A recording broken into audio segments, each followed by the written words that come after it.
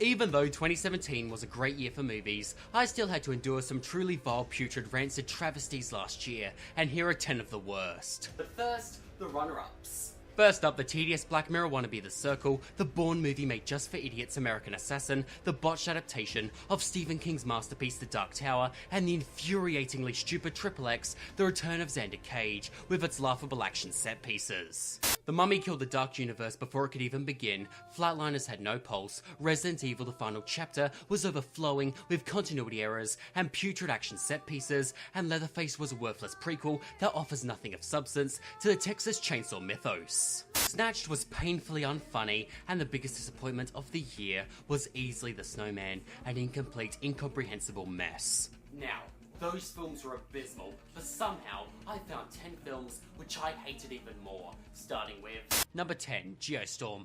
A lazy, tedious slog, overflowing with cliches, Giostorm has an insultingly stupid plot, and for supposed disaster porn, there's barely any scenes of cities being destroyed, just lots of family drama between characters who are too boring to care about.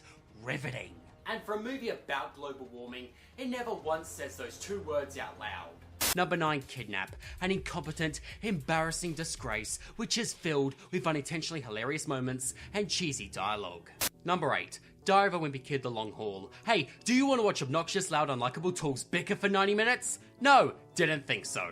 Number 7, King Arthur: Legend of the Sword. This gritty reimagining of the Arthurian legend was one of the year's biggest bombs, thanks to its ugly aesthetic, lazy characterization, and derivative plot. Number 6, Transformers: The Last Knight. The sheer incompetence on every level throughout The Last Knight is just insulting. The aspect ratio changes every 30 seconds, the editing is incoherent, and it's just ugly and unpleasant to look at. The humor sucks, the action is generic, and we still have 14 more of these damn things to go.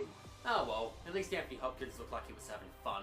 Number 5, Sandy Wexler, with an unbelievably annoying main character, pathetic humour, and a painfully long runtime. Sandy Wexler is Sandler's worst film to date. Number 4, Chips and Baywatch. Last year we got 2 desperate attempts to recreate the success of 21 Jump Street by rebooting a nostalgic series with both Chips and Baywatch, both of which were insultingly juvenile and boring.